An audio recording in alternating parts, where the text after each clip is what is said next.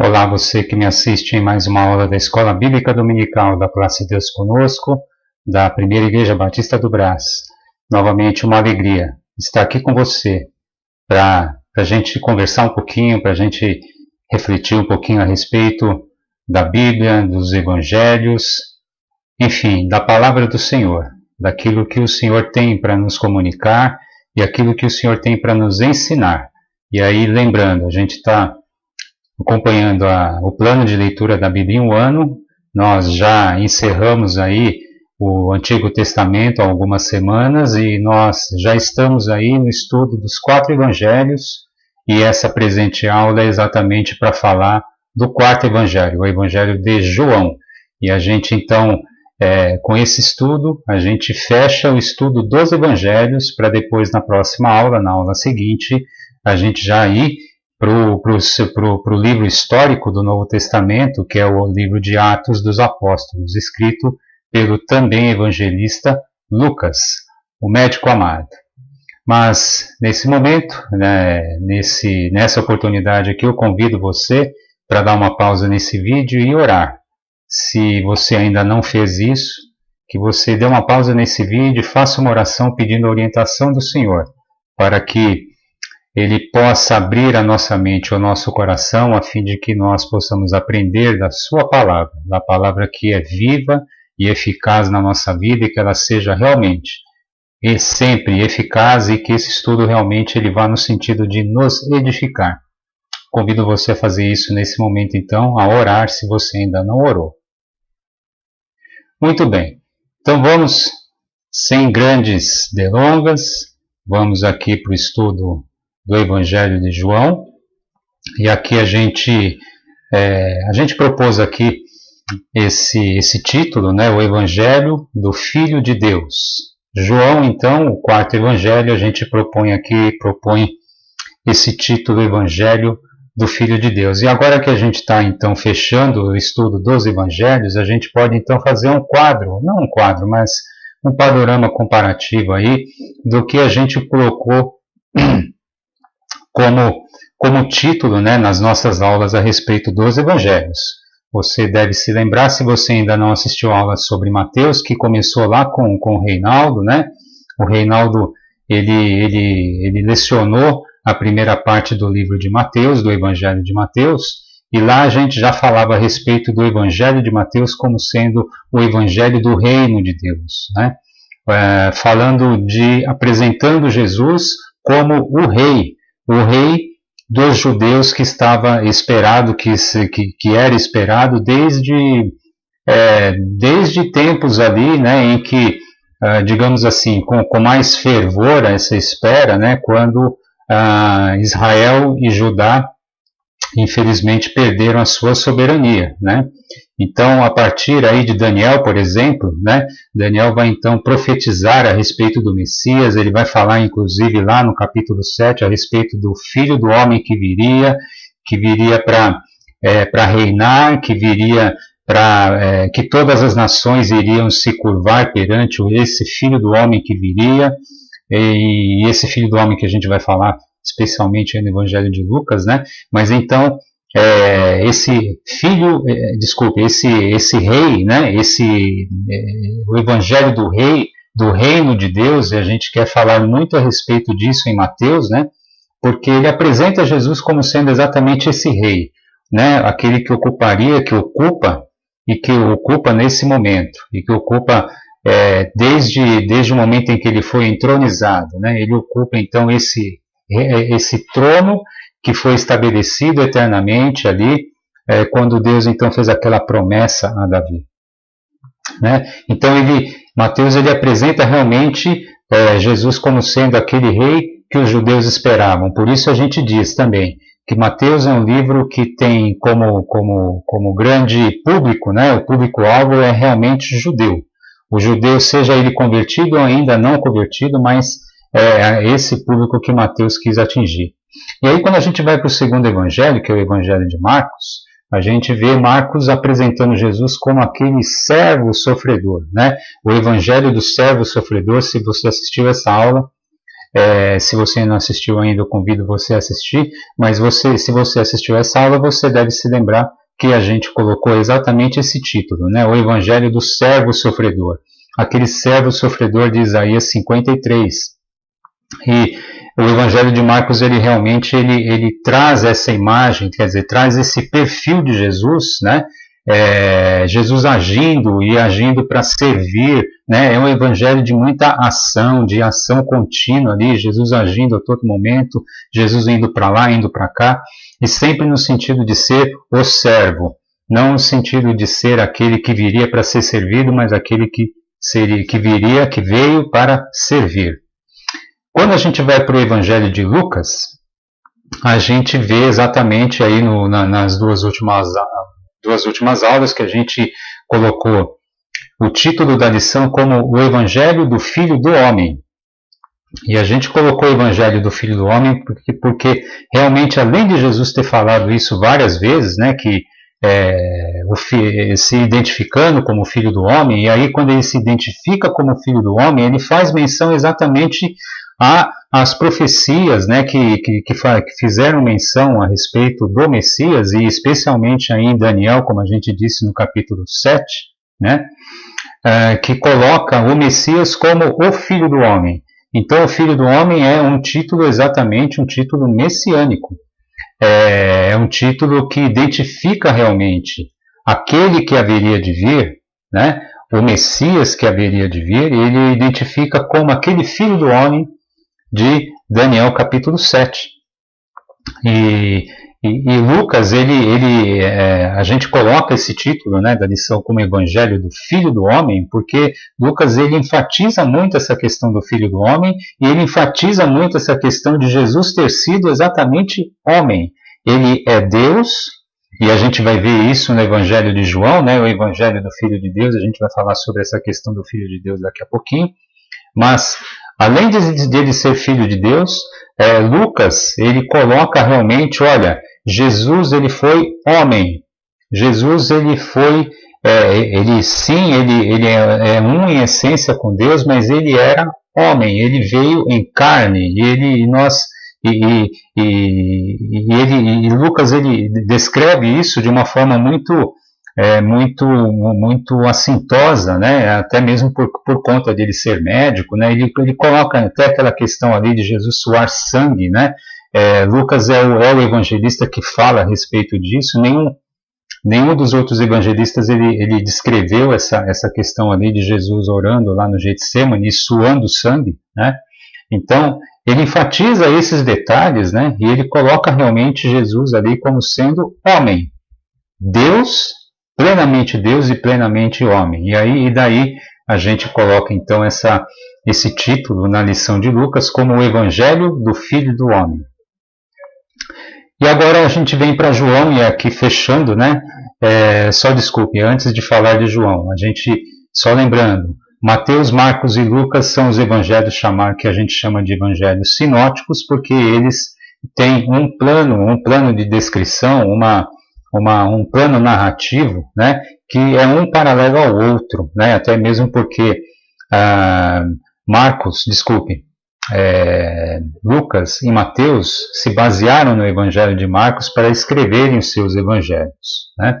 E João, muito embora ele descreva muitas coisas aqui que estão nos evangelhos sinóticos, João, pelo que a gente lê, né, a gente não nota que João tenha tomado Marcos como material base principal para fazer o seu evangelho.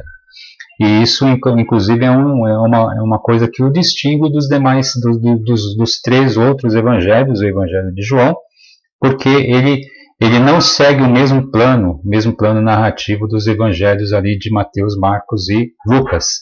E aqui a gente coloca João como o evangelho do Filho de Deus. Ora, Jesus, quando Lucas fala que identifica Jesus como sendo filho do homem, jamais ele diz que ele não seja o filho de Deus. Mas ele enfatiza essa questão dele ser filho do homem. E João enfatiza o quê? né? Não que ele não tenha sido homem, muito pelo contrário. João, ele no início do Evangelho, inclusive, ele enfatiza bem essa questão de que o Verbo se fez carne, Jesus era homem, ele se fez carne, mas ele enfatiza muito essa questão do Evangelho, de Jesus ser o Filho de Deus. E o que significa ser Filho de Deus? Porque quando a gente fala Filho de Deus, a nossa tradição cristã, ela sempre coloca o seguinte: olha, se você aceita o Senhor Jesus como seu Salvador, você se torna filho de Deus. Então, assim, a gente fica pensando, poxa, mas o que significa então ser filho de Deus, né? Será que, já que é assim, então todos nós somos filhos de Deus? E o que o distingue, então, o que João fala exatamente a respeito de ser filho de Deus? Esse Filho de Deus que João fala, ele é diferente desse Filho de Deus que nós acabamos nos tornando quando recebemos o Senhor Jesus na nossa vida, e nós recebemos o Espírito Santo de Deus para nos purificar do nosso pecado e nos redimir da nossa culpa, enfim. Esse Filho de Deus que João quer se referir é o Filho de Deus como sendo um em essência com Deus, porque nós não somos um em essência com Deus e jamais seremos e nunca fomos. Adão não foi o mesmo primeiro homem, ele não é um em essência com Deus, ao contrário de Jesus. Jesus é um em essência com Deus. Então ele é Filho de Deus nesse sentido, ele se fez homem, mas ele é um em essência ele é único, ele não tem nenhuma diferença em termos ontológicos, né? Em termos assim, em termos de essência, digamos assim, né? Em termos de essência, Jesus é um com Deus. E é nesse sentido que João vai apresentar o Senhor Jesus. O Senhor Jesus é o Filho de Deus. Ok? Vamos lá. O autor do Evangelho de João é o apóstolo João, que é filho de Zebedeu, que está ali nos Evangelhos. A gente conhece muito bem esse apóstolo João, irmão de Tiago. Havia mais de um Tiago como sendo apóstolo, né, e discípulo de Jesus e apóstolo posteriormente, e nos Evangelhos eles são apresentados, né, eles são identificados como sendo exatamente filhos de Zebedeu. João, né, o apóstolo, e geralmente quando os Evangelhos falam de Tiago, né, ele fala Tiago, filho de Zebedeu, porque tinha outro Tiago também que é filho de Alfeu, né? Enfim. O autor, né, que é o apóstolo João, ele também escreveu as primeiras cartas, as 3 cartas, né, primeira, segunda e terceira João. Primeira, segunda e terceira epístola de João, além de ter escrito também o livro de Apocalipse, que é o último livro da Bíblia, que vai ser o nosso último estudo lá para o final do ano. Na verdade, nós já estamos no final do ano. Se você está assistindo aí nesse domingo, né, que essa aula está sendo apresentada pela primeira vez, você sabe que a gente já está no final do ano, mas enfim, Apocalipse vai ser um pouquinho mais para o final do ano, mas bem lá no final do ano mesmo, né? Enfim, a data da composição desse livro, provavelmente aí, provavelmente não, com certeza no final do primeiro século, provavelmente aqui eu coloco entre 85 e 90 depois de Cristo, da nossa era. Tudo bem? Bom, propósito. Qual que é o propósito do Evangelho de João? Qual que era o grande propósito do apóstolo João em escrever o seu Evangelho? Combater heresias que começavam a ameaçar a igreja no final do século I. Principalmente uma heresia ligada ao gnosticismo. O gnosticismo, ele apregoou, né, apregoava aí uma ideia de que Deus é perfeito, Deus é santo, e veja que o perigo da heresia é exatamente esse, né, que ele coloca ideias, ele coloca conceitos verdadeiros, né, para depois usar um raciocínio silogístico para chegar a uma heresia, a uma mentira, né? Então, a primeira verdade, e era uma verdade que o gnosticismo pregava, que realmente Deus é santo, Deus é perfeito, né? e que a matéria é má, que a matéria é decaída, e o homem é decaído por conta disso, porque o homem é matéria, né? E é uma outra verdade. Isso também é uma verdade. Só que aí qual que era a conclusão que o gnosticismo levava, né? O gnosticismo levava à conclusão de que, olha, se Deus é santo, né? E a matéria é má, Deus não pode ter se tornado matéria. Deus não pode ter se encarnado. Então Jesus, ele não era Deus, ele não era um com o homem, ele não pode ter sido Deus, porque Deus jamais poderia se encarnar, Deus jamais poderia ter se feito carne, né? E esse que é o grande problema, é a grande heresia aí que João, além de outras, né? Mas esse principalmente, essa heresia principalmente é aquela que ameaçava a igreja do primeiro século. Essa foi a grande heresia aí que João quis combater, né? E ele combate logo no primeiro capítulo ali, ele fala que no princípio era o Verbo era Deus, o Verbo estava com Deus e o Verbo se fez carne e assim por diante, né? E nós o vimos, nós o tocamos, enfim, para dizer logo de cara, olha, o gnosticismo é uma heresia, essa ideia que eles estão pregando é totalmente errada, totalmente diabólica, né? Foi nesse sentido, então, o principal propósito de João foi em escrever o seu evangelho. Alguns traços que o distinguem dos sinóticos, né? Falando novamente dos sinóticos, Mateus, Marcos e Lucas, né? Aqueles evangelhos que caminham no mesmo plano narrativo. O evangelho de João, por exemplo, ele não descreve o nascimento de Jesus, certo? Ele passa por cima desse detalhe do nascimento de Jesus, né? Enfim, ele não se detém nesse detalhe, ele vai direto para outro ponto, né? Ele vai direto para o ministério de João Batista, né? Outros traços que o distinguem, ok? Que distinguem o evangelho de João dos sinóticos. Ele relata 3 visitas de Jesus a Jerusalém. A gente falou isso nas lições anteriores, né? Quando a gente fala que, olha, a viagem de Jesus até Jerusalém. Não quer dizer que Jesus foi uma vez apenas para Jerusalém. E a gente vê isso no Evangelho de João. A gente vê isso claramente, né? Teve uma vez, inclusive, que Jesus foi para Jerusalém na festa das cabanas, festa dos tabernáculos, né? E ele foi até meio escondido, né? Os discípulos lá disseram, olha, vamos para Jerusalém porque vai ter a festa lá dos tabernáculos. E aí Jesus, em princípio, ele diz, não vou não, né? Mas ele acaba indo meio que escondido, né?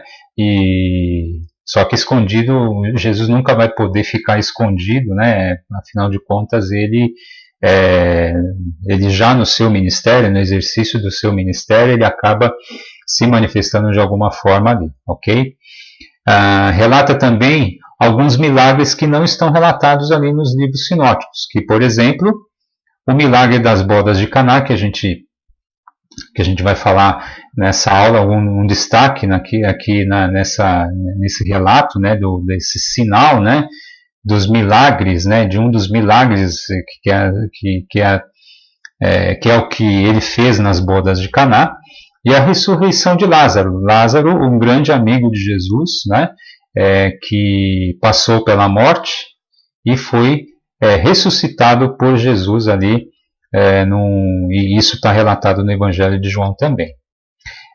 Um outro traço que distingue o Evangelho de João é a oração sacerdotal de Jesus. Jesus, um pouco antes de ser entregue para as autoridades para ser crucificado, ele faz uma oração linda, que também está no Evangelho de João e não está nos outros evangelhos. Ok? Vamos em frente. Um esboço bem rápido do livro. A gente tem um prólogo, e esse prólogo, voltando para aquela questão do propósito, esse prólogo dos 18 primeiros versículos aqui, né, do livro e do capítulo 1, são dedicados exatamente a deixar claro que o Verbo se fez carne, sim, e que o gnosticismo é uma grande heresia, e que Jesus que é o Verbo, ele se fez carne, esteve entre nós, e nós o vimos, nós o ouvimos, nós o tocamos, né? Então aqui, tudo isso está nesse prólogo aqui, e a gente vê também essa preocupação de João nas cartas dele, e a gente vai ver isso daqui a algumas semanas, né? Daqui a algumas aulas a gente vai ver exatamente essa preocupação de João em combater essa heresia, especialmente a heresia que era pregada aqui pelo gnosticismo, ok? O ministério de João Batista, então, como a gente disse, ele vai, depois de ele fazer esse prólogo, né, ele vai direto para o ministério de João Batista, né? João Batista, ele vê Jesus chegando, inclusive naquela oportunidade, né, em que Jesus é batizado, assim que inclusive naquele episódio ali, né, ele estava conversando com alguns fariseus que tinham ido lá para ver, né, olha, vamos ver o que o João Batista está falando ali, eu quero... O Sinédrio fazia esse tipo de coisa, né, mandava missões ali para, quando apareciam, né, essas pessoas que tinham proeminência entre o povo, e João Batista era um deles, mandavam ali alguns caras, alguns emissários ali para ouvirem e para verem, olha, o que esse cara está falando, né? Será que não é o caso da gente dar umas chicotadas nele para ele parar de falar, né? De repente ele está ensinando alguma coisa que vai contra a lei e os profetas, de acordo com os conceitos deles, né? Os conceitos ali das autoridades judaicas da época, enfim. E aí, naquele momento, inclusive, João Batista, aliás, ele diz assim, olha, não sou eu o Messias, não, tá? Não se preocupe, eu sou pequenininho, inclusive eu não sou digno nem de desatar as sandálias do Messias, né? E aí, de repente, Jesus chega, segundo esse relato aqui de João, né? E aí João Batista fala, olha ele chegando aí, ó, eis o Cordeiro de Deus que tira o pecado do mundo, né? É interessante essa passagem de João Batista, de João, no Evangelho de João falando de João Batista, né? Mas aí vamos em frente.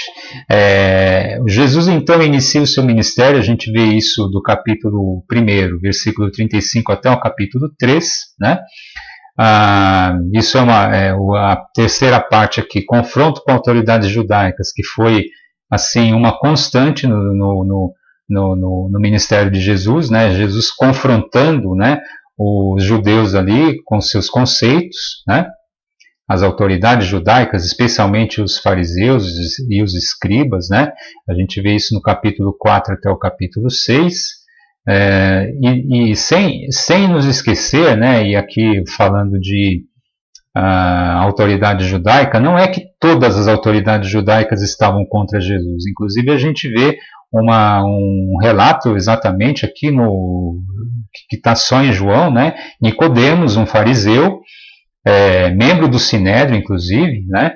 Ele chegou para Jesus e meio que confessou para Jesus e falou assim, olha, eu tenho certeza que tu és vindo da parte de Deus, porque ninguém que não seja assim pode fazer essas coisas que o Senhor faz. Então, Nicodemos ele vai e reconhece, né, o senhorio de Jesus, né, e não são todos os fariseus que faziam oposição a Jesus, tudo bem? Mas assim, de um gênero, né, de uma forma geral, os fariseus eram os grandes questionadores de Jesus, eram os grandes, assim, confrontadores de Jesus. E aí, Jesus apresentado como luz e vida para o mundo, no capítulo 7 ao 12, né? Isso não somente no capítulo 7 ao 12, mas especialmente. A última ceia do capítulo 13 a 17, dos capítulos 13 até o 17, a gente vê aqui um longo trecho falando a respeito disso, porque existem várias coisas envolvidas aí nessa questão da última ceia, né?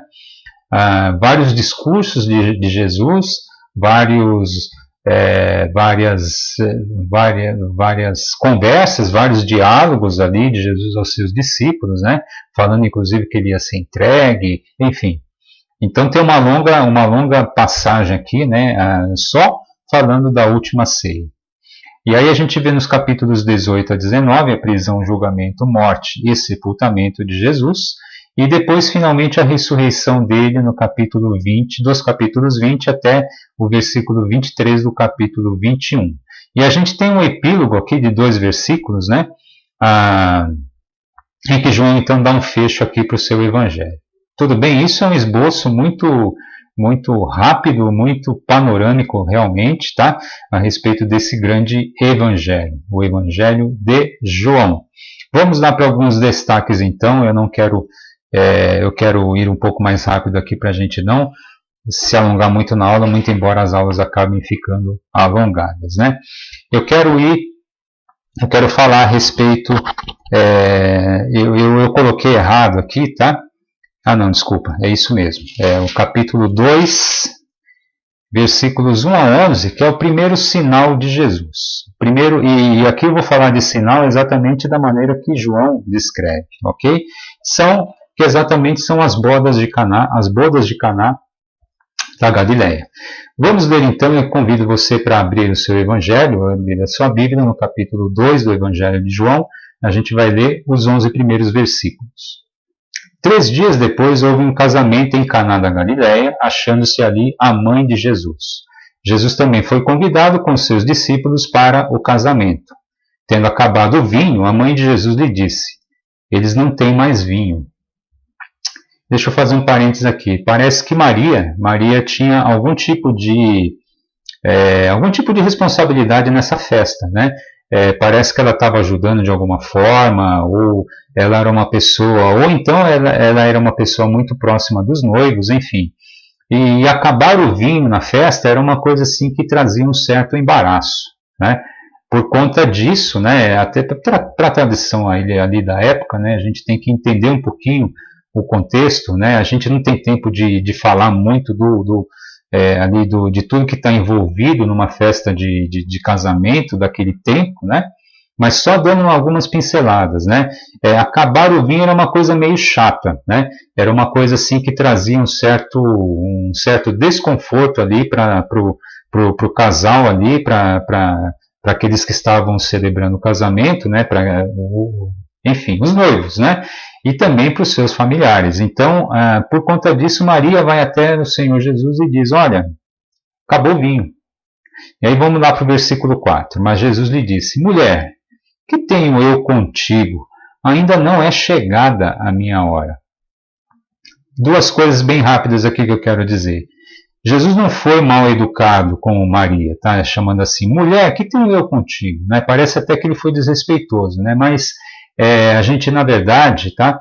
A gente tem que ver um pouquinho do original em grego, ok? Que não tem não dá essa conotação, tá? Que parece dar a conotação em português, né? Quando a gente lê em português aqui, parece que Jesus ele fala, parece até que Jesus fala assim: olha, não me enche, tá? Não vem aqui me encher, não, que eu estou na festa, eu estou aproveitando a festa e não quero encheção. Parece até que Jesus disse isso, mas não é. Na verdade, mulher é algo, esse mulher aqui, da maneira que foi traduzido, né? No original grego, na verdade, não é bem assim, né? Tá mais ou menos quase como se dizendo assim: senhora, mas como assim? Né? Meio que dizendo assim: mas por que a senhora está falando comigo, né? Por quê? Por que a senhora veio me relatar isso? Afinal de contas, ainda não é chegada a minha hora. E aqui eu quero falar sobre ainda não é chegada a minha hora, né? O que eu entendo, e isso é um entendimento particular, tá? Existem muitas formas de a gente ler esse trecho. Ainda não é chegada a minha hora, né? Isso tem muito a ver exatamente com a questão do vinho, né?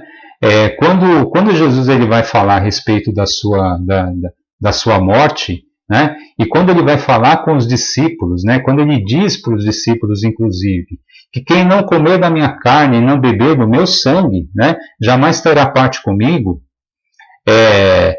Ele, na verdade, é lógico, ele não estava falando da carne literalmente, ele estava falando do pão, né? E aqui ele está se remetendo à ceia, né? E ele estava falando do vinho como do sangue dele, mas como vinho, né? Ele falando a respeito da última ceia, em que ele exatamente deixou essa ordenança, né? esse memorial. E aí, o que eu interpreto disso, o que eu leio dessa questão ainda não é chegada a minha hora, dá a entender que Jesus diz assim, olha, você está falando de vinho, mas não é hora da gente falar de vinho ainda. Não é hora da gente falar dessa questão aí, né, de o meu sangue, né, do meu sangue que vai ser derramado e que vocês vão ter que beber o vinho, né? Jesus ele dá essa resposta enigmática, mas nesse sentido de que, olha, não é hora da gente falar disso ainda. Né? Vai ter uma hora sim que a gente vai falar do vinho, a gente vai conversar sobre essa questão aí do vinho, mas ainda não é o momento. Né? Então, essa é uma coisa que eu entendo aqui dessa fala de Jesus, que é um pouquinho assim, dá um pouco de assim, surgem algumas interrogações quando a gente pensa naquilo que exatamente Jesus quis dizer. Mas, a meu ver, é exatamente essa forma, né? Quer dizer, na verdade, remetendo-se à última ceia, falando, olha, vai ter vinho sim, mas olha, não é ainda agora, viu? Não é agora que a gente está falando, que a gente vai falar desse vinho que você está falando, né? Desculpa, que a senhora, né, está vindo falar para mim. Né? É uma resposta meio enigmática, mas que dá um endereçamento lá para o futuro. Mas enfim, de qualquer forma, Maria entendeu bem o recado de Jesus e disse assim no versículo 5 para os serventes. O que Maria diz então para aqueles que estavam servindo lá na festa? Fazei tudo o que ele vos disser. Né? Então ela falou, voltando. Então ela falou aos serventes: fazei tudo o que ele vos disser. Estavam ali 6 talhas de pedra, muita atenção nesse detalhe. Estavam ali 6 talhas de pedra que os judeus usavam para as purificações, e cada uma levava 2 ou 3 metretas. Jesus lhes disse: enchei de água as talhas, e eles as encheram totalmente. Então lhes determinou: tirai agora e levai ao mestre-sala. Eles o fizeram. Tendo o mestre-sala provado a água transformada em vinho, não sabendo de onde viera, se bem que o sabiam os serventes que haviam tirado a água, chamou o noivo e lhe disse: todos costumam pôr primeiro o bom vinho, e quando já beberam fartamente, servem o inferior. Tu, porém, guardaste o bom vinho até agora. Com este deu Jesus princípio a seus sinais em Caná da Galileia, manifestou a sua glória e os seus discípulos creram nele. Muito bem. Eu falei para a gente prestar muita atenção na questão das talhas de pedra, usavam para as purificações, porque isso é importante, né? Isso é importante para a gente entender bem essa questão. Esse sinal, que a gente chama de primeiro sinal de Jesus, né? Em vez de falar de milagre, João fala de sinal de Jesus. E aqui os judeus, então, os judeus usavam, né, para as purificações, eles colocavam meio que na entrada ali da festa, né, eles colocavam ali águas para que os convidados chegassem e usassem para as purificações, para lavar as mãos, né? Para purificação nesse sentido, realmente de lavar as mãos, né? E a gente vê, inclusive, Jesus sendo confrontado pelos fariseus em outros trechos aqui dos evangelhos, né? Porque os fariseus dizem assim: olha, mas você não vai lavar a mão antes de comer? Os seus discípulos aí não lavam as mãos antes de comer, né? Porque era muito mais do que uma questão higiênica. Não, era muito mais uma questão era muito mais do que uma questão de você combater o Covid-19, tá? Não tem nada a ver com isso. Desculpa, não é que não tem nada a ver com isso. Era uma questão de higiene, sim, mas era muito uma questão ritualística, de ritual, de purificação, mas uma purificação religiosa, uma purificação ritualística que os judeus tinham, de lavar as mãos, né? E aí Jesus ele utiliza exatamente essa deixa para falar assim: olha, pega essas talhas de pedra aí que vocês usam para encher de água para as purificações, pode encher aí, né? Enche aí, pode encher. Encheu tudo e transformou aquelas águas para as purificações em vinho. E novamente aí falando, olha só, olha que interessante, transformou em vinho. E o vinho Depois, mais futuramente, ali no final do seu ministério, o vinho é associado a quê mesmo? Ao sangue dele, ao sangue de Jesus. E aí remeto novamente, olha, por isso que eu interpreto que Jesus ele disse assim, olha, não é chegada a minha hora, né? Não é chegada a minha hora, não é a hora de eu fazer a associação do vinho com o meu sangue, mas ele acabou fazendo isso, né? O sinal acabou sendo esse, porque, olha, essas águas das purificações ritualísticas aí, elas não servem para nada, isso aí é tudo ritual. O que vale é o sangue que está simbolizado aqui no vinho. E aí que está a grande questão do primeiro grande sinal de Jesus. Ele transforma as águas que seriam utilizadas para a purificação ritualística, né? Ele transforma exatamente em quê? Em vinho, porque o vinho exatamente aponta para o quê? Para o sangue de Jesus que nos purifica, né, de todo o pecado, e não é uma purificação somente transitória, que todo dia, né, toda hora que os caras iam lavar a mão, toda hora que os caras iam comer, tinham que lavar as mãos. E aí Jesus ele dá, então, esse primeiro grande sinal, e ele já dá, assim, uma deixa, ele já dá uma sinalização a respeito do vinho, como sendo o grande sinal, aquilo que liga ao sangue dele, que vem para purificar de uma forma definitiva, de uma forma cabal, de uma forma assim, derradeira, né? Faz a purificação nossa e nós não precisamos mais de purificação alguma, seja judeu, seja samaritano, seja gentil, seja qualquer pessoa que seja. Tudo bem? E aqui quando a gente fala de sinal, e quando o João fala de sinal, né? Porque eu gosto de pensar em sinal realmente, né? É claro que Jesus ele falou, ele fez muitos milagres, mas João ele trata essa questão de sinais, né? E ele fala de sinais porque na verdade os milagres eles não tinham fim em si mesmo. Na verdade os milagres, e aqui a gente vai falar então de sinal, e é nesse sentido que a gente fala de sinal, porque o sinal ele aponta para algo maior. Né? O milagre ele não é um milagre por si. Não, Jesus ele não fez o milagre somente para fazer o milagre.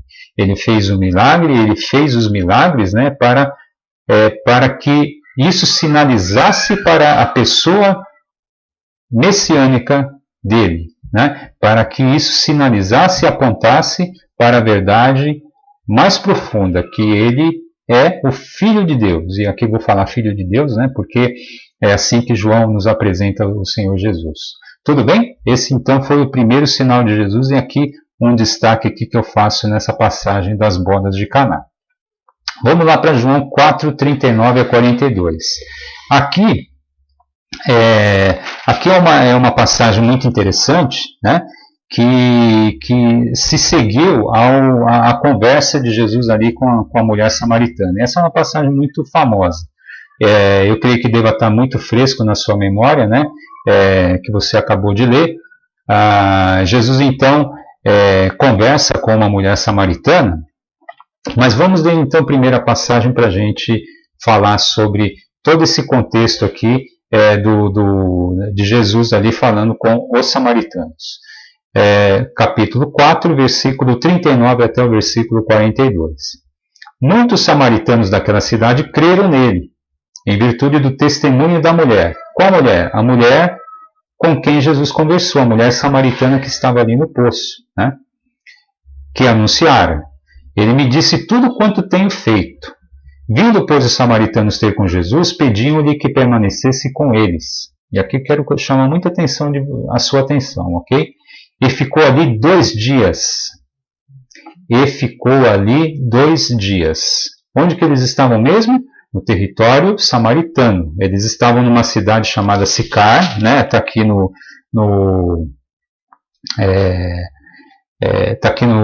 comecinho do capítulo 4, ok? Era um território samaritano, né?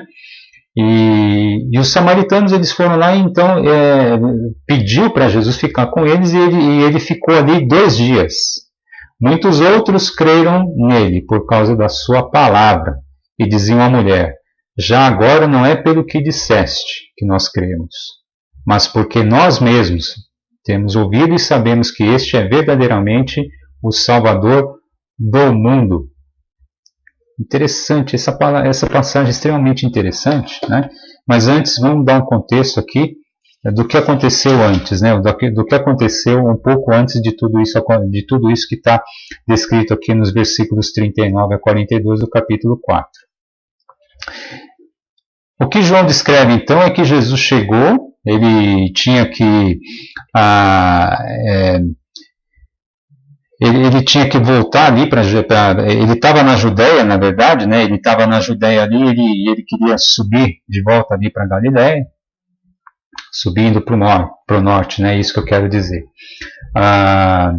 E ali Jesus ele falou, olha, então tá, vamos para Galiléia, e aí ele passou por essa cidade, pelo território samaritano, passou por essa cidade chamada Sicar, e os discípulos com ele. E aí teve um momento que os discípulos chegaram, vamos dar uma descansada aqui, né? E eu vou comprar uma comida aqui, Senhor, dá uma descansadinha aí. E aí, né, nessa questão de descansar, eu vou descrever muito rapidamente, tá? E aí Jesus, nessa questão de descansar, ele fica próximo ali a um poço, né? Poço era um lugar que não era frequentado por homens, era frequentado somente por mulheres. As mulheres é que iam pegar água no poço. E aí, quando ele chega lá no poço, ele fica lá um tempo lá no poço, aparece uma mulher samaritana, né? E a mulher chega lá, começa a tirar água do poço, e aí Jesus ele pega e fala assim, olha, eu estou com sede, me dá um pouquinho de água, né? A mulher ela se surpreende demais com isso, né? Por várias coisas. Entre elas, primeiro, ele era um homem, né? Que, em tese, né? A rigor, na verdade, não deveria estar ali um lugar assim que ao qual as mulheres iam, né? Com muita exceção, realmente apareciam homens, né? Claro que lá em Gênesis, ali, quando aquele servo de Abraão vai procurar uma noiva para Isaac, é um relato um pouquinho parecido, até porque ele vai até o poço mesmo, né? Mas não era uma coisa comum. E segundo, porque Jesus, ele obviamente, a indumentária dele o identificava exatamente como judeu. E aí uma mulher samaritana, facilmente identificada como samaritana, até mesmo porque eles estavam num território samaritano, né? E uma mulher samaritana diz assim, poxa, mas você é homem judeu e por que você está falando comigo? Porque isso não era uma coisa, não era uma etiqueta, né? E aqui agora eu quero entrar um pouquinho nessa questão de Jesus desafiar os nossos preconceitos e conceitos também sociais e paradigmas religiosos, né? Um grande desafio nessa questão de conceito, de etiqueta social, foi exatamente esse. Jesus se dirigiu, não foi ela que se dirigiu a ele, mas ele se dirigiu a ela, dizendo assim, olha, eu quero um pouquinho de água, né?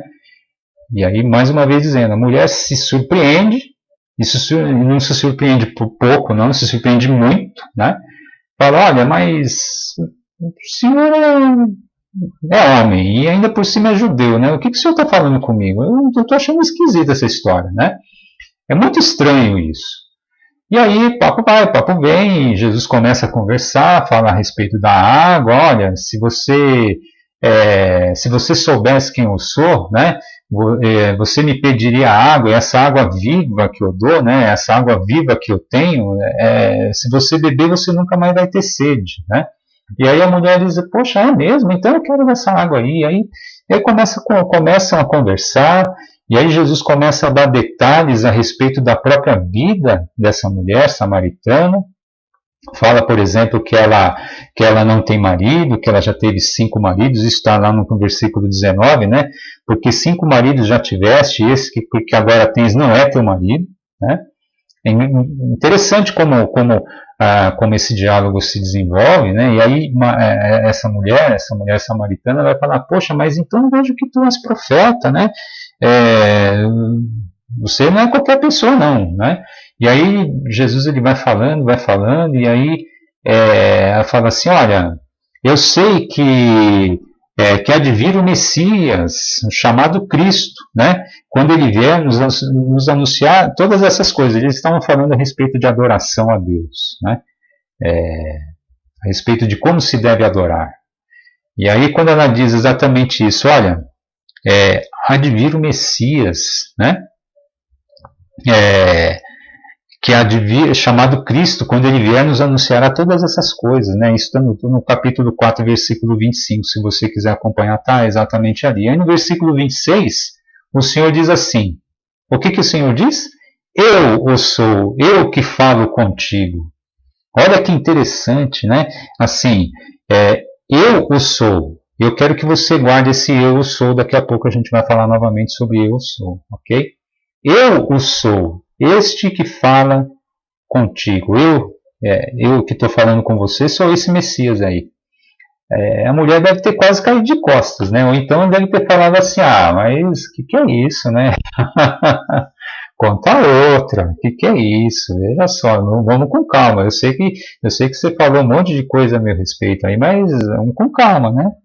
Mas, enfim, a conversa foi de uma certa forma que realmente, enfim, a mulher acabou crendo no Senhor Jesus como Messias. A mulher realmente se convenceu de que ele era um Messias, né?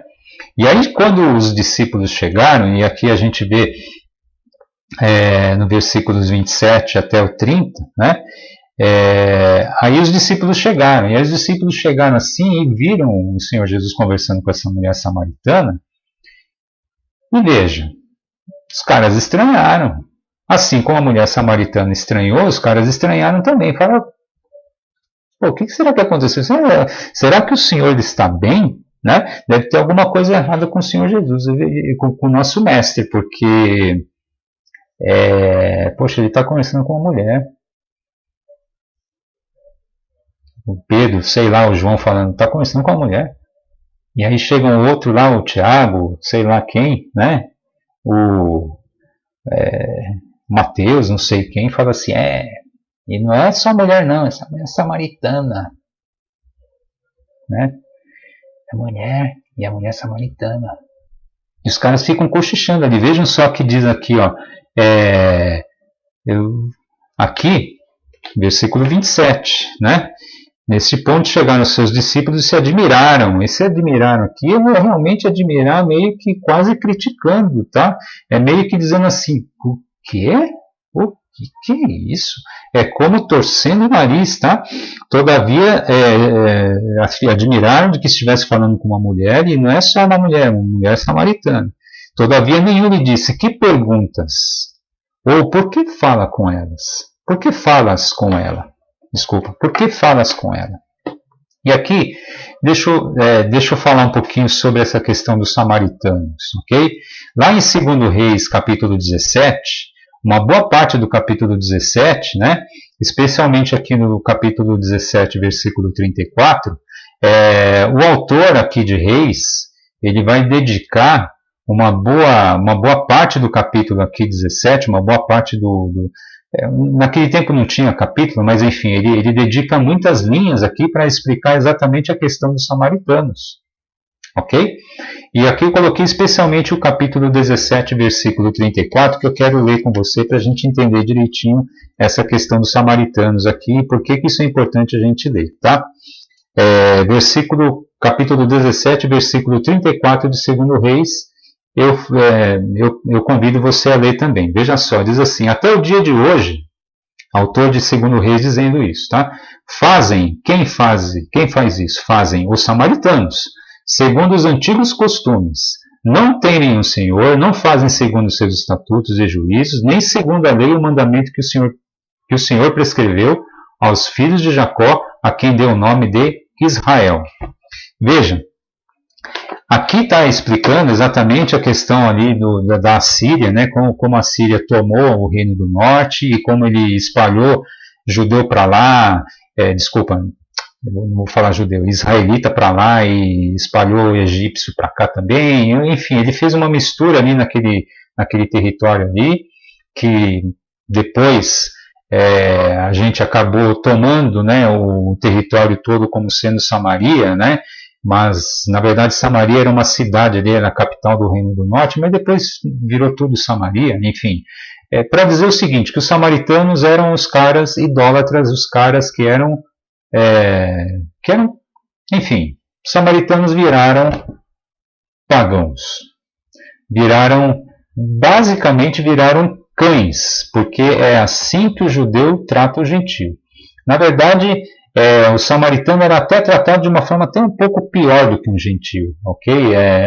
Se criou uma animosidade muito grande com os samaritanos, especialmente na época ali do retorno do exílio, né, em que os samaritanos realmente fizeram muita oposição a Esdras, a Zorobabel, a Josué ali na reconstrução do templo. Enfim, os samaritanos e os judeus ficaram assim com uma rusga muito grande, especialmente por conta desse período e até mesmo pré-exílio de Judá, ok?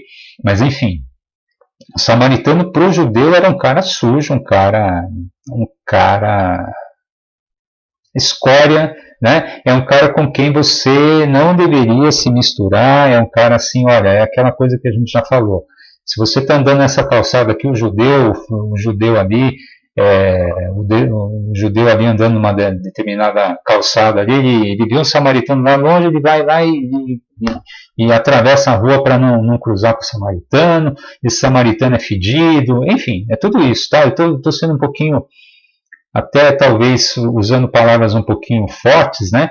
Mas era assim que o judeu encarava o samaritano, tá? O samaritano para o judeu, e acredito que até hoje eu não conheço a fundo esse assunto atualmente, mas eu digo assim, o judeu atualmente como ele se comporta com relação ao samaritano, mas naquele tempo, especialmente no tempo de Jesus, samaritano era um cara, ó, sai para lá que eu não quero nem ver você. Eu quero ter o mínimo de contato possível, né? Porque esses caras são tudo fedidos, né?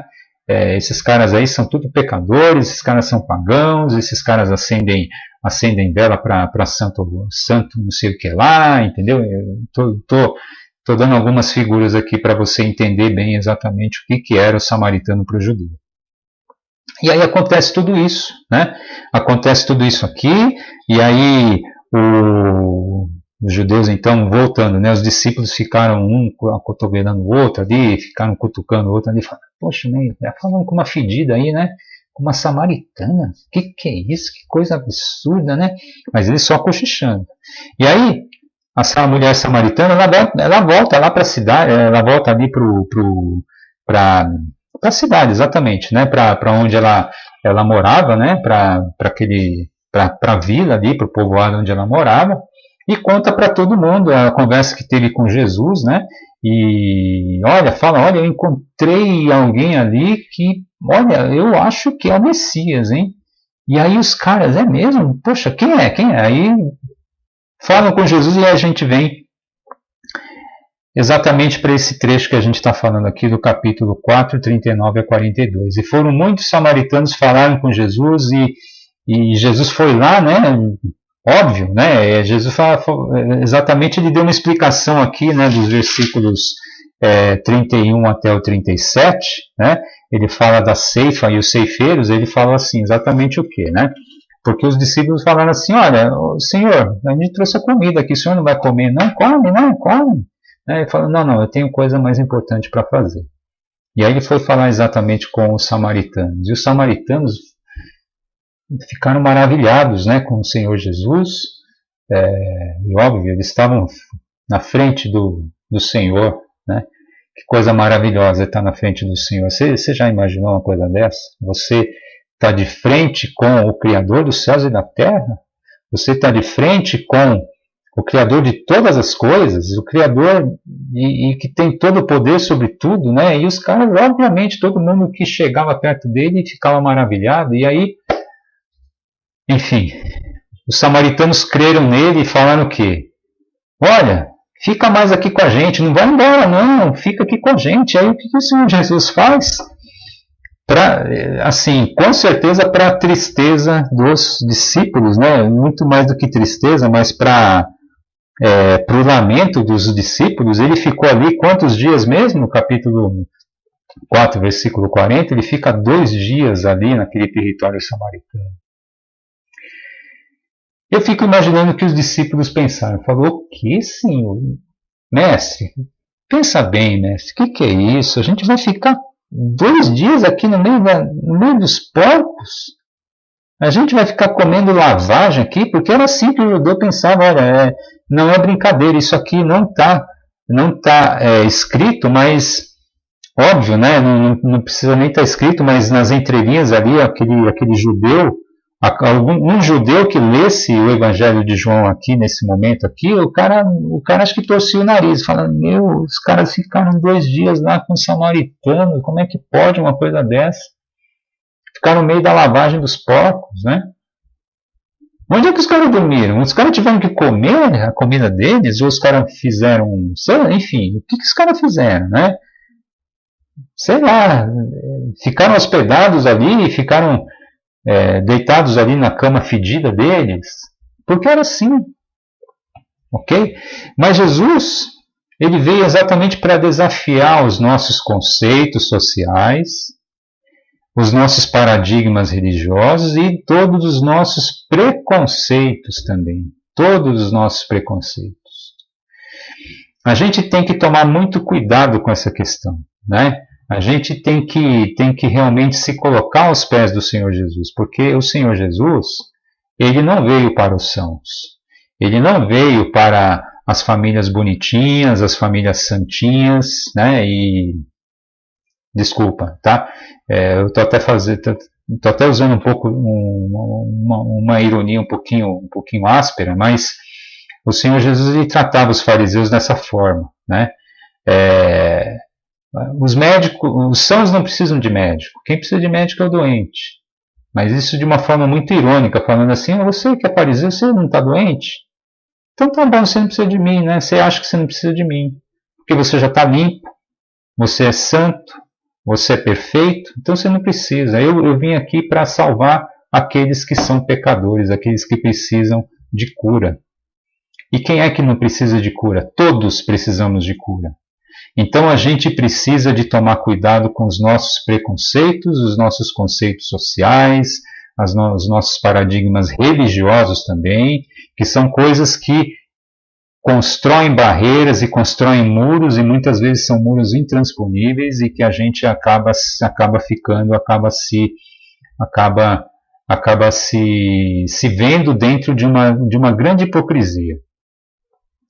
Que a gente se coloque sempre aos pés do Senhor Jesus, porque esse é uma grande lição, o capítulo 4 inteiro é uma grande lição de como Jesus ama o homem da maneira que ele está, quem quer que ele seja, o Senhor ama o pecador.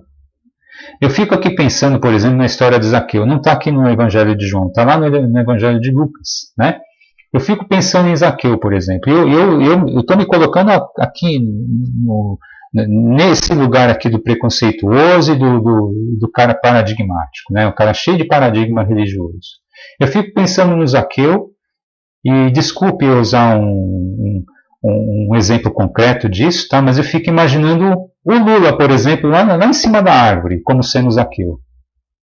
E aí Jesus diz assim, ô Lula, desce daí, cara, que eu quero comer na tua casa hoje. E aí, fica pensando você, né? Sai lá no Estadão hoje, ou amanhã, por exemplo, né? Jesus foi comer na casa do Lula. E aí você fica assim, como é que é esse negócio aí? Tá meio estranho isso, né? Aí você fica pensando assim, veja com quem você está andando e eu não sei se é assim, tá? Desculpa, eu estou falando meio errado, mas assim, diga-me com quem andas e eu direi quem tu és. E aí, sabe, você fica fazendo essas ligações, esses links, né?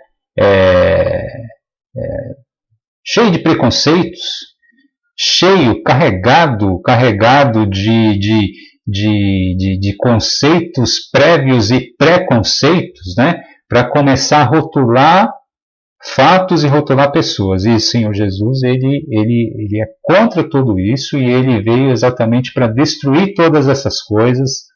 Ele veio exatamente para quem? Para o pecador, para aquele que precisa de perdão, para aquele que precisa de cura do seu mal, que é o pecado. E aí, voltando para aquele exemplo, imagina Lula lá na...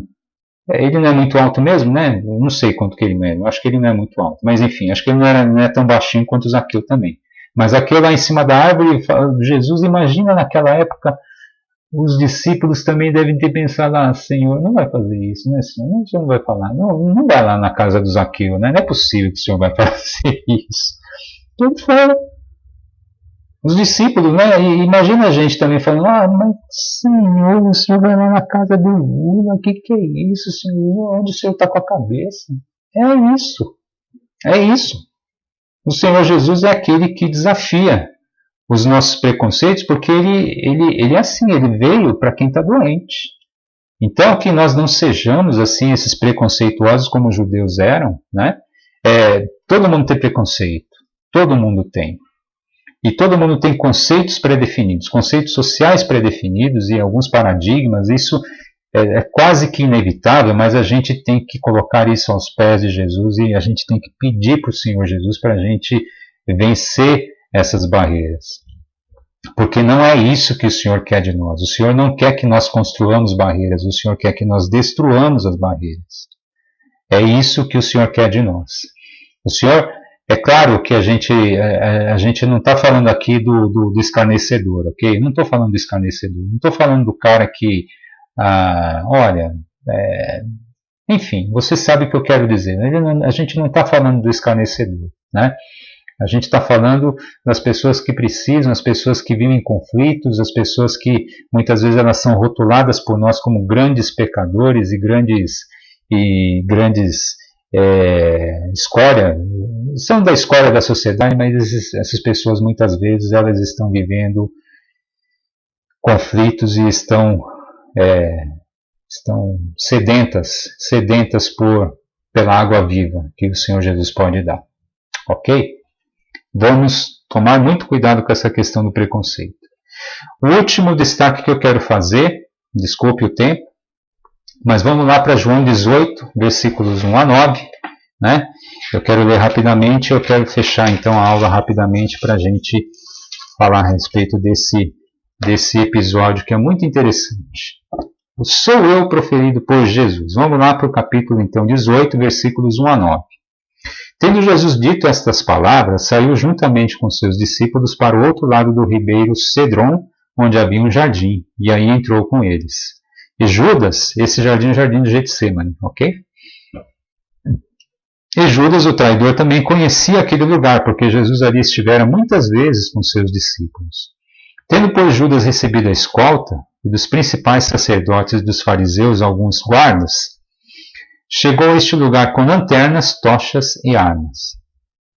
Sabendo, pois, Jesus todas as coisas que sobre ele haviam de vir, adiantou-se e perguntou-lhes: A quem buscais? Responderam-lhe: A Jesus, o Nazareno. Então Jesus lhes disse: Sou eu. Ora, Judas, o traidor, estava também com eles. Quando, pois, Jesus lhes disse: Sou eu, recuaram e caíram por terra. Olha que interessante, né? Jesus de novo lhes perguntou: A quem buscais?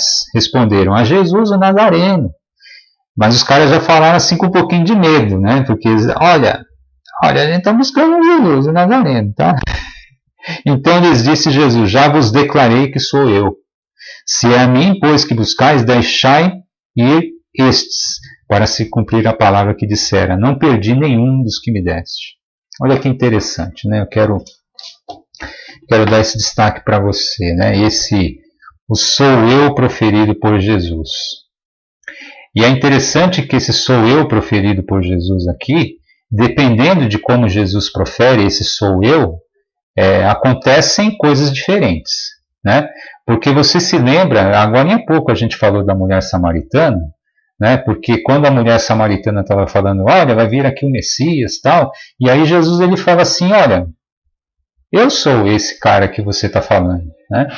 Não aconteceu nada do que aconteceu aqui em primeiro lugar, aqui quando os caras caíram, né? Os caras pum, caíram de costas todo mundo, quando Jesus então falou assim, olha, a quem que vocês estão procurando aí?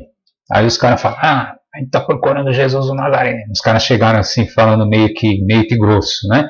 E aí Jesus chega assim, sou eu. Falando de uma forma altiva, talvez, né? Falando assim, sou eu. E aí os caras afastaram e caíram da maneira de tão poderosa foi essa palavra. E esse sou eu, ou eu sou, né? Aqui eu coloquei o Êxodo 3,14, que é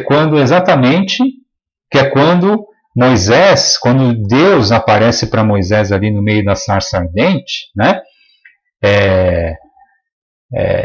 E Moisés pergunta assim, olha, quando os caras me perguntarem que quem me enviou, né? Quem enviou, porque Deus estava falando ali para Moisés ir lá para o Egito para libertar o povo, não, quando perguntarem quem foi que me enviou, quem que eu vou falar que foi?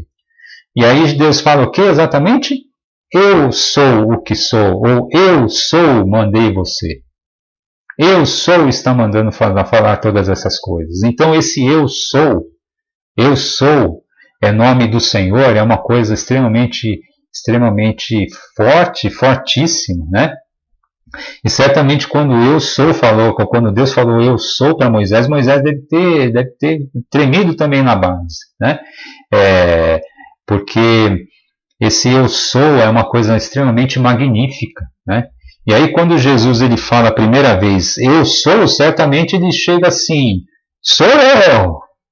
E aí os caras, pum, caem no chão. E aí quando ele fala assim, e aí? Jesus até insiste, porque os caras ficaram caídos ali, ficaram todo mundo um olhando para o outro, você imagina. Imagina você, um monte de gente, foi um monte de gente buscar Jesus, né? Não foram 3 carinhas, foram sei lá quantos, a gente não sabe, mas foi muita gente. Os caras foram lá com porrete, foram lá com espada, foram lá para, enfim. Tanto é que alguns intérpretes dizem que alguns intérpretes, né, consideram que Judas fez isso exatamente achando que ele iria provocar então a reação do Messias, porque o Messias então finalmente iria se revelar e aí iria tomar a espada, iria passar o cerol em todo mundo ali, pegar o cavalo branco e ia lá, e o primeiro que iria decapitar seria o Pôncio Pilatos, né? Mas enfim, estou até brincando um pouquinho, mas enfim. E aí, veja que quando Jesus diz sou eu e os caras caem, ele até diz assim, olha, versículo 7, Jesus de novo lhes perguntou, e aí, mas quem é que vocês estão buscando? Porque os caras, eles caíram e todo mundo ficou assim olhando para o outro, imagina aquele monte de homem, todo mundo caído ali, todo mundo assustado, né? E aí Jesus diz assim, meio que assim, e aí, cara? Qual é a de vocês? Quem que vocês estão procurando afinal? E aí chegam os caras, eu não duvido que chegaram ali e falaram meio baixinho da segunda vez. Eles não chegaram assim, que nem o Capitão Nascimento ali, né? O Capitão Nascimento, quando ele chegava ali, ele chegava para faca na caveira, né? Foi assim que os caras falaram na primeira vez. Na segunda vez, os caras já foram bem mais de leve, falando assim, olha, sabe o que a gente está buscando aqui o Senhor, um cara aí chamado Jesus o Nazareno, mas se ele não estiver aqui, a gente vai embora, tá? Se você falar que ele não está aqui, a gente cai fora, né? E eu estou brincando, tá? Mas certamente a segunda vez os caras não falaram da mesma forma, porque os caras ficaram horrorizados. Quando a primeira vez os caras falaram, a gente está procurando Jesus o Nazareno aqui. Aí o Jesus fala, sou eu. Aí os caras, pum, caem no chão. Opa, o que está acontecendo aqui? Eu estou começando a ficar assustado aqui. Teve cara ali que eu não duvido que o cara deu no pé. Deve ter cara ali que estava lá no finalzinho da fila. Olha, eu vou aproveitar que ninguém está vendo, eu vou cair fora daqui porque o negócio aqui está ficando meio pesado, né? A coisa aqui parece que a coisa tá pegando aqui, né? E aí Jesus tem exatamente que falar isso. E aí, cara, o que você está procurando aí? Qual que é a de vocês? Eu estou falando de uma forma muito assim informal até, mas eu quero que você entenda bem. Eu não estou sendo, como é que se diz? Desrespeitoso, não. Tá? Eu estou falando de maneira coloquial para você entender bem a situação, que é assim que eu leio essa passagem, ok? Jesus diz assim, aí, o que é? Qual é de vocês, esses caras? Então, a gente está procurando Jesus de Nazaré, então. Mas, se for o caso, a gente vai embora.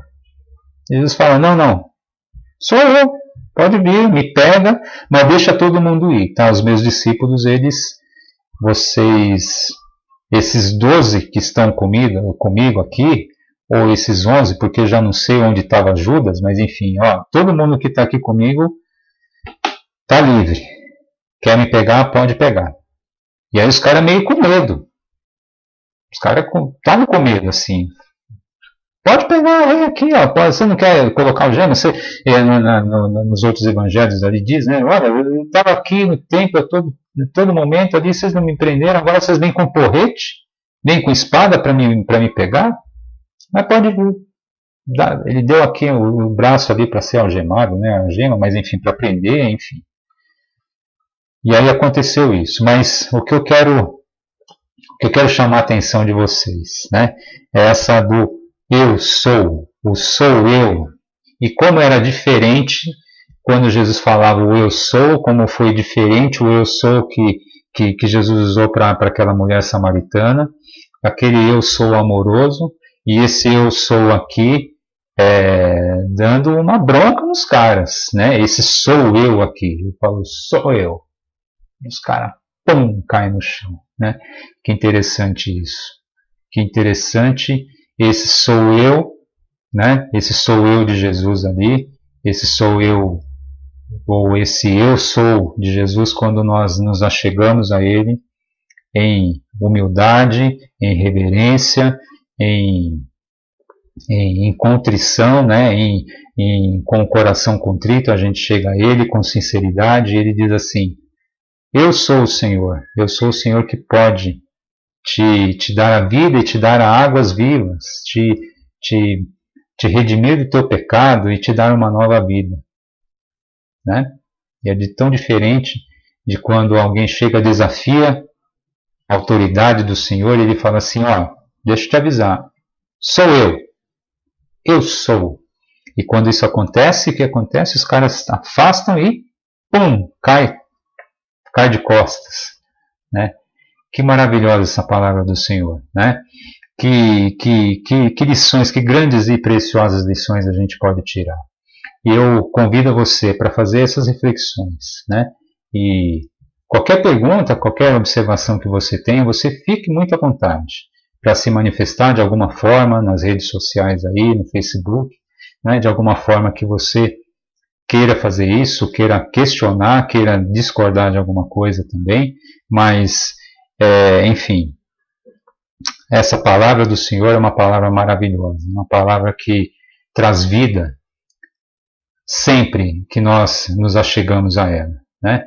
E eu peço para que o Senhor sempre nos abençoe nesse sentido, para que a palavra do Senhor ela sempre seja viva na nossa vida e que ela sempre nos edifique e seja eficaz para nos mudar naquilo que nós precisamos mudar. Que o Senhor nos abençoe assim, nesse sentido.